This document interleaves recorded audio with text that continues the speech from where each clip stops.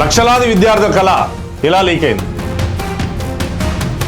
వైద్యం చేయాలని కలలుగా ఉన్నటువంటి విద్యార్థుల భవిష్యత్తు రోడ్డుపైకి ఎలా వచ్చింది? అధికారుల వైఫల్యమా, పాలకుల వైఫల్యం?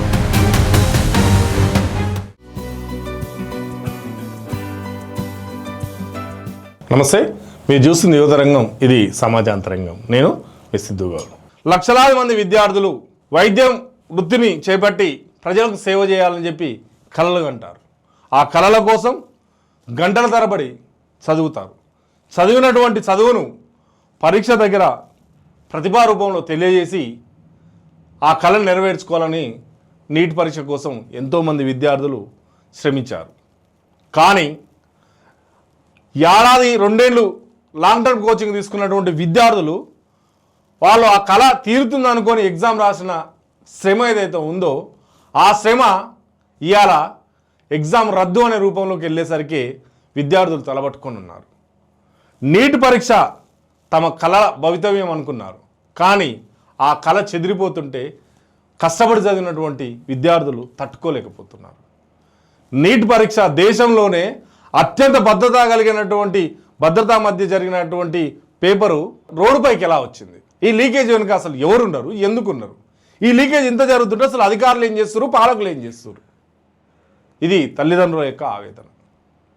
నిజానికి నేషనల్ టెస్టింగ్ అనేది ఏదైతే ఉందో అది అత్యంత భద్రతా మధ్య ఈ నీట్ పేపర్ను ప్రశ్నాపత్రాన్ని తయారు చేస్తారు.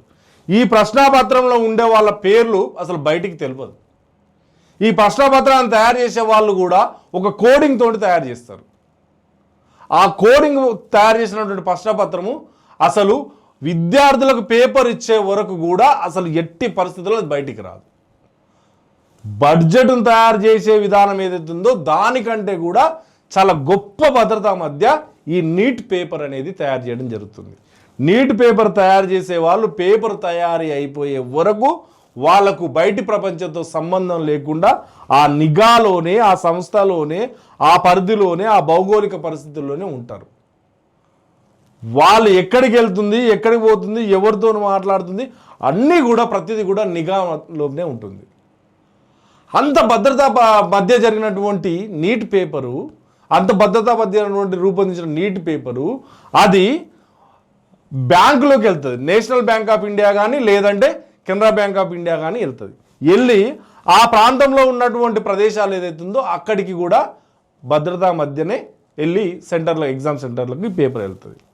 అలాంటి పేపర్ బీహార్లో ఎలా లీకేజ్ అయింది? బీహార్లో లీకేజ్ అయినటువంటి పేపర్లు రాజస్థాన్లో ఉన్నటువంటి వాళ్ళు ఎలా దాన్ని అందుకున్నారు?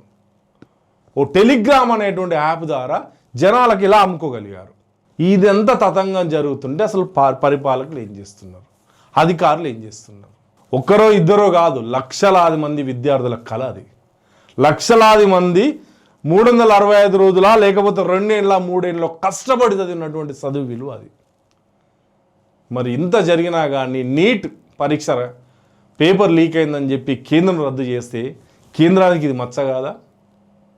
కేంద్రం నీట్ పరీక్షను ఒక పద్ధతి ప్రకారం నిర్ణయించడంలో విఫలమే కాలేదా?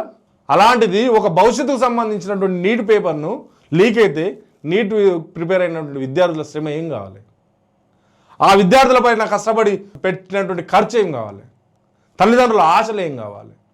విద్యార్థుల యొక్క ఆశలు ఏం కావాలి? అందుకే ఈ నీట్ రద్దు ఏదైతే ఉందో దానిపైన చాలా విమర్శలు మెండుగా వినిపిస్తున్నాయి. ప్రతిపక్షాలు చాలా గట్టిగా ఎన్డీఏ ప్రభుత్వాన్ని విమర్శిస్తున్నాయి. నీట్ పరీక్షను నిర్వహించడంలో కేంద్రం విఫలమైందని చెప్పి అనేక రాజకీయ పార్టీలు విమర్శిస్తున్నాయి. ఆ విమర్శలకు బాధ్యులు ఎవరు? ఆ విమర్శకు జవాబు చెప్పేవారు? అధికారుల పేర్లు చెప్పి పాలకులు చేతులు దులుపుకుంటారా? పాలకుల పేర్లు చెప్పి అధికారుల చేతులు దులుపుకుంటారా?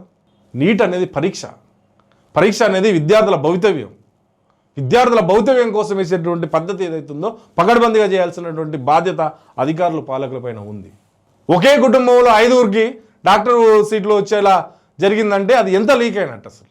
అంటే నిఘా విభాగం ఇక్కడ ఫెయిల్యూర్ అయిందని మనకు అనిపిస్తుంది. తయారు చేసినటువంటి వాళ్ళపైన ప్రత్యేకమైన దృష్టి పెట్టలేదనిపిస్తుంది. తయారు చేసిన వాళ్ళు ఇతరులతో మాట్లాడేటప్పుడు వాళ్ళ యొక్క ఫోన్ కానీ ఏది కానీ వాళ్ళ సంభాషణ కానీ వాళ్ళకి ఎవరితో సంబంధం ఉందన్న దాన్ని ఒక నిఘా రూపంలో ఫెయిల్యూర్గా అనిపిస్తున్నది. అందుకే విద్యార్థుల భవితవ్యం రోడ్డుపై పడింది. రేవంత్ రెడ్డి చెప్తున్నాడు నీట్ రద్దు అనేది కూడా పెద్ద నోట్ల రద్దు లాంటిదే, దీనికి కేంద్రమే బాధ్యం అని చెప్తుండు. మరి బీజేపీ ఏం చెప్తుంది? అధికారులు లీక్ చేసిరు, వాళ్ళపైన చర్యలు తీసుకుంటామని చెప్పి. చర్యలు అనేవి ఎలా ఉండాలంటే, ఒక్కసారి ఒకటి తప్పు చేసినప్పుడు మళ్ళీ భవిష్యత్తులో తప్పు చేయొద్దంటే ఆ తప్పును చూసి ఇంకో తప్పు చేయాలనే ఆలోచన పుట్టకుండా చర్యలు ఉండాలి. ఆ నిఘా విభాగం కూడా ఆ చర్యలలో ముందు బాధ్యులు కావాలి. నిఘా విభాగం ఫెయిల్యూర్ వల్లనే వాళ్ళు ఆ చర్యలకు దుశ్చర్యలకు పాల్పడడానికి ఒక అవకాశం ఏర్పడ్డది. కాబట్టి నీట్ అనేది విద్యార్థుల భవితవ్యం. ఆ నీట్ పరీక్షను మళ్ళీ పకడ్బందీగా నిర్వహించాల్సినటువంటి బాధ్యత కేంద్రం పైన ఉంది. ఆ నీట్ పేపర్ లీకేజీ కారకులు ఎవరైతే ఉన్నారో ఆ కారకులపైన కఠిన చర్యలు తీసుకోవాల్సినటువంటి బాధ్యత కూడా ప్రభుత్వం పైన ఉంది. ఇది ఈరోజు టాపిక్. మళ్ళీ ఇంకో టాపిక్తో కలుద్దాం. సెలవు, నమస్తే.